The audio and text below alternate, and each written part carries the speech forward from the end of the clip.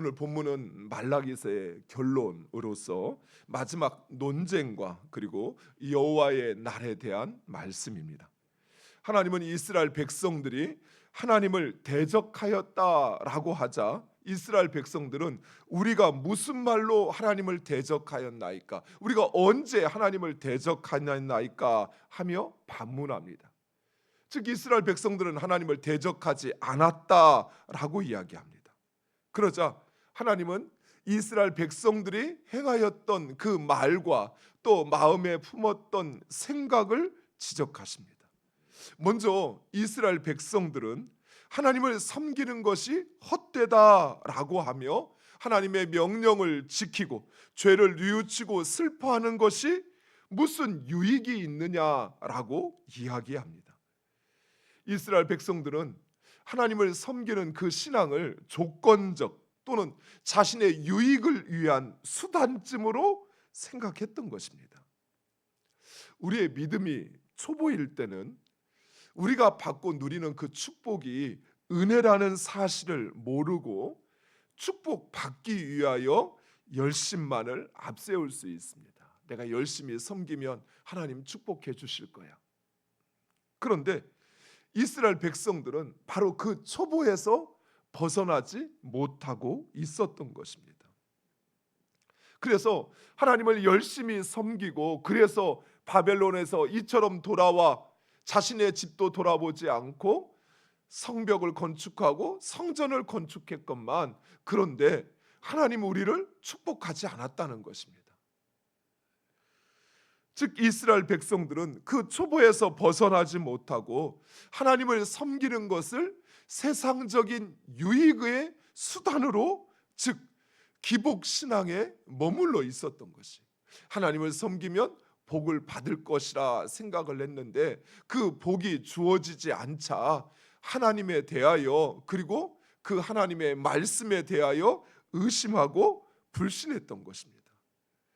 이런 기복신앙으로 인해 이스라엘 백성들은 자신들을 축복하지 않는 하나님을 불신했습니다. 심지어 그들은 하나님의 통치와 하나님의 공의를 왜곡시켜 교만한 자가 복되며 악을 행하는 자가 번성하고 하나님을 시험하는 자가 화를 면한다 생각하였습니다. 사랑하는 성도 여러분, 우리 역시 마찬가지입니다.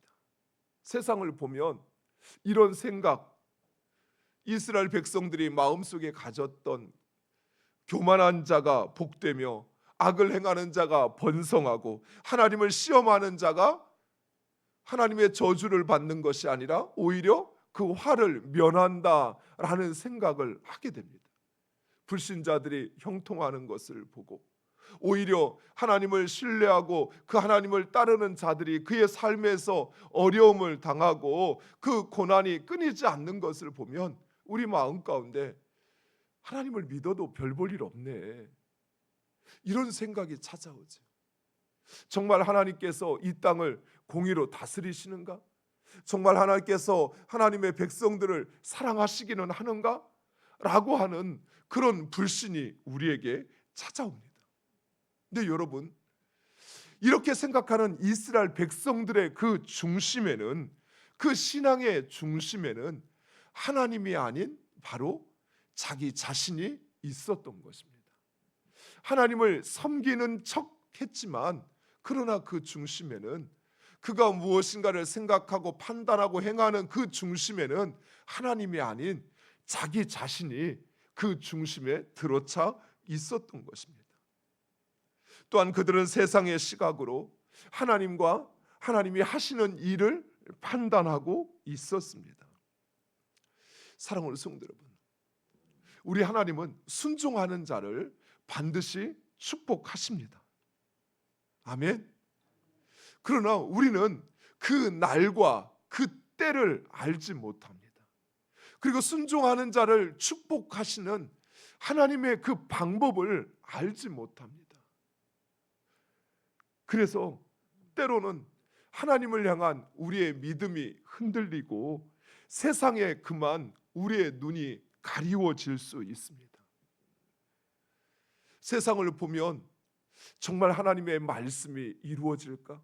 내가 이렇게 하나님을 섬기는 것이 나에게 무슨 유익이 있을까 하는 생각이 우리를 괴롭히게 된다는 것입니다.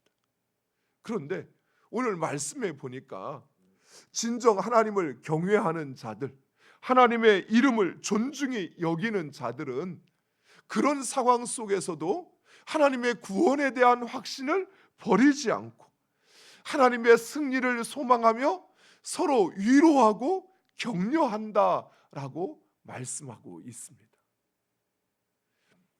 어제 수요 예배 시간에 불렀던 우리 샬롬 찬양대의 찬양의 주제가 제목이 행복이라는 노래죠. 그런데 이 노래 속에, 이 찬양 속에 말하는 행복은 세상 사람들이 말하는 그런 행복이 아니죠. 세상 사람들이 생각하는 행복은 많이 가져야, 많이 소유해야, 그리고 세상적으로 많이 형통해야, 잘 돼야, 그래야 행복하다고 생각합니다. 그런데 하나님께서 우리에게 말하시는 행복, 그리고 그 하나님을 믿는 사람들이 말하는 행복은 그런 것이 아니에요. 오히려 내 상황은 힘들고 어렵지만 그러나 여전히 하나님이 나와 함께 하심에, 그리고 그 하나님의 말씀이 이루어질 것을 믿기에, 확신하기에, 그래서 행복하다 말하는 것입니다. 우리의 상황은 악인들에 둘러싸여 있습니다. 어쩌면 사망의 음침한 골짜기와 같은 그런 힘든 삶의 계곡을 넘고 또 넘고 또 넘고 그 길을 가지만, 그러나 주님께서 나와 함께 하시기에 오직 그 한 가지 이유만으로, 그리고 그 말씀이 반드시 이루어질 것을 믿기에 그 상황 속에서도 우리는 꿋꿋이 그 하나님을 향한 신앙을 포기하지 않고 그 구원을 확신하며 하나님의 승리를 소망하며 서로 지친 무릎과 어깨를 위로하며 그 길을 함께 가는 것입니다. 그것을 행복이라고 이야기합니다. 사랑하는 성도 여러분, 불의가 판을 치는 이 세상을 살아가는 우리들이 꼭 잊지 말고 기억해야 할, 우리의 신앙에 반드시 우리가 가져가야 할 몇 가지 기초적인 사실이 있습니다.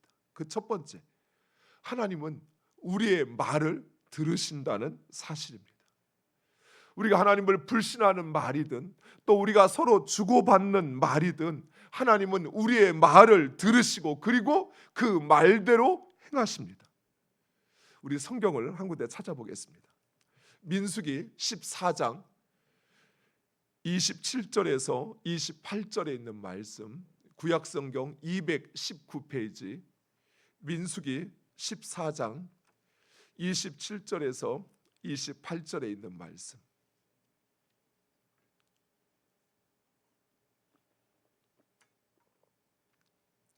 (14장) 27절과 28절 찾으셨으면 우리 한 목소리로 함께 읽겠습니다. 나를 원망하는 이 악한 회중에게 내가 어느 때까지 참으랴. 이스라엘 자손이 나를 향하여 원망하는 바, 그 원망하는 말을 내가 들었노라. 그들에게 이르기를 여호와의 말씀에 내 삶을 두고 맹세하노라. 너희 말이 내 귀에 들린 대로 내가 너희에게 행하리니. 아멘. 이스라엘 백성들이 조금만 힘들고 어려우면, 불평거리가 생기면 하나님을, 모세를 향하여 원망하였습니다. 그러면서 자신이 여기서 죽게 되었다고, 죽을 곳이 없어 이곳으로 자신을 끌고 왔냐고 그들이 그렇게 원망하고 불평할 때 하나님께서 그 소리를 들으시고 하나님의 귀에 들린 대로 행하겠다라고 말씀하십니다. 내 삶을 두고 맹세하노니 반드시 하겠다는 것입니다. 사랑하는 성도 여러분, 우리의 삶에서 우리가 행하는 말을 하나님은 들으십니다. 하나님을 향하여 하는 말뿐만 아니라 내가 내 옆에 있는 사람에게 하는 말조차도 그 말에 내 진심이 담겨 있다면 하나님은 그것을 들으시고 그대로 응하시는 하나님이십니다. 따라서 우리는 불신의 말, 불평과 원망의 말을 버려야 합니다. 그리고 우리의 입술에 믿음의 말, 승리의 말, 소망의 말을 하셔야 돼요. 긍정적으로 생각하라는 것이 아닙니다.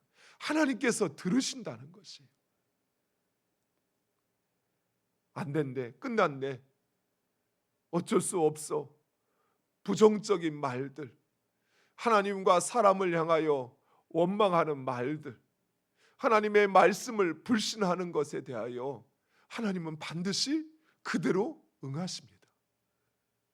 또한 우리의 믿음의 말, 우리의 충성의 말, 우리의 소망의 말, 승리의 말, 하나님은 그 말을 들으시고 응하신다라고 말씀하십니다. 또한 하나님은 우리의 생각도 살피십니다. 하나님은 우리 안에 있는 생각을 아시고 교만한 자에게는 패망을, 하나님을 신뢰하고 순종하는 자들에게는 보배롭게 하시어 그들을 특별한 소유로 삼아 아들과 같이 아끼시겠다라고 말씀하고 있습니다. 사랑하는 성도 여러분, 그래서 우리는 우리의 마음 속에도 행여 악한 마음과 악한 생각, 교만한 생각이 우리 마음에 찾아오지 않도록 해야 돼요. 아니, 그것이 내 마음에 머물지 않도록 해야 돼요. 때로는 내 상황으로 인해서, 내 처지로 인해서, 또는 내 주변 상황으로 인해서 우리 마음에 교만한 생각이 들 때도 있어요. 때로는 하나님에 대하여 불신할 뿐만 아니라 그 하나님의 뜻에 대하여 내가 거역하는 마음이 찾아올 때도 있어요. 정말 말씀대로 되어질까? 정말 믿음대로 될까? 이러한 의심들이 찾아올 때 우리는 그것이 내 마음에 머물지 않도록 하셔야 돼요. 하나님은 하나님을 불신하며 하나님의 공의를 부정하는 자들에게 오늘 말씀에서 여호와의 날에 대하여 선포하십니다. 그러면서 그날에는 의인과 악인이 분명하게 분별되어질 거라라고 말씀합니다. 지금은 우원이 모여 있으니까 누가 악인인지 누가 의인인지 알 수 없지만 여호와의 날이 되면 분명히 누가 의인이었는지 누가 악인이었는지 나타나게 된다는 것입니다. 또한 하나님을 섬기는 자와 말로만 섬기는 자가 분별되어질 거라고 이야기하십니다. 내가 하나님을 섬긴다 하지만 정작 그 중심에 내가 신이 되어서 내가 모든 것을 판단하고 그리고 내가 내 능력으로 할 수 있다는 생각 속에 머물러 있는 사람과 그렇지 않고 진정 그 하나님을 경외하는 사람을 분별하십니다. 그리고 교만한 자와 악을 행하는 자를 반드시 심판하시며 의인들은 그 상처가 치유되고 외양간에서 나온 송아지와 같이 뛰며 기뻐할 것이요 악인들을 밟아 재가 되게 할 것이라 말씀하십니다. 사랑하는 성도 여러분, 우리 하나님은 죽은 자도 살리시는 하나님이십니다. 우리의 상처 그거 치유하지 못하실까요? 우리가 잃어버린 것 하나님 그거 회복시키지 못하실까요? 아니요, 결코 그렇지 않습니다. 하나님은 하나님의 능력의 팔로 누구를 들어서든 우리를 치유하시고 우리를 회복시키시고 그리고 우리를 다시 살려 일으키실 것입니다. 사랑하는 성도 여러분, 하나님의 말씀, 하나님은 반드시 말씀하신 것을 성취하십니다. 하나님의 공의로 이 세상을 실현하실 것입니다. 비록 더딜지라도 지체되거나 취소되지 아니하고 반드시 이루어질 것입니다. 바로 이 믿음이 이 불의하고 불공평하고 억울한 이 세상을 우리로 살게 하는 것입니다. 사랑하는 성도 여러분, 우리에게 그 믿음이 충만하여지도록 기도하시기 바랍니다. 하나님이 나에게 주신 이 믿음이 우리가 그 말씀과 기도로 더 분명하여져서 그래서 우리에게 찾아오는 이 세상의 도전과 유혹을 이겨내고 그 믿음으로 끝까지 오직 여호와만을 경외하며 그리고 내 입술의 열매를 먹는 우리가 되기를 간절히 축원드립니다. 마지막으로 무엇보다도 하나님의 말씀대로 엘리야가 먼저 와서 회개를 선포함으로써 여호와의 날은 시작되었습니다. 사랑하는 성도 여러분, 여호와의 날을 우리는 최후의 심판이라고 생각을 해서 맨 마지막에 이루어지는 것으로 생각합니다. 그러나 이미 여호와의 날은 세례 요한이 이 땅에 와서 회개를 선포하고 메시아의 오시는 길을 닦는 바로 그 순간부터 시작되었습니다. 이 말은 곧 얼마 우리에게 주어진 기회가 얼마 남지 않았다라는 것이에요. 우리는 우리의 삶이 아직은 내가 건강하고 아직은 내가 무엇을 할 수 있기에 계속될 것이라고 생각합니다. 그러나 그 여호와의 날이 개인적으로는 내가 생각하지 못한 그때 도적과 같이 나에게 찾아올 수 있어요. 그때 우리가 주님 앞에 설 수 있는 신실하고 충성된 하나님의 종으로 서 있어야 하지 않을까요? 여전히 그때도 이런저런 변명하면서 하나님 아직은요, 아직은 나에게 조금 더 내가 세상에 있을 시간을 더 달라 그렇게 요청하는, 그러면서 여전히 하나님을 경외하지도 또 그 말씀에 순종하지도 않는 그 모습으로 사는 것이 아니라 어느 때든지 주님 나를 부르시면 주님 내가 주님과 함께하는 것이 좋사오니 주님 나를 받아주옵소서, 이리 고백할 수 있는 충성된 신실한 하나님의 사람으로 사는 우리 모두가 되기를 간절히 축원드립니다. 기도하겠습니다.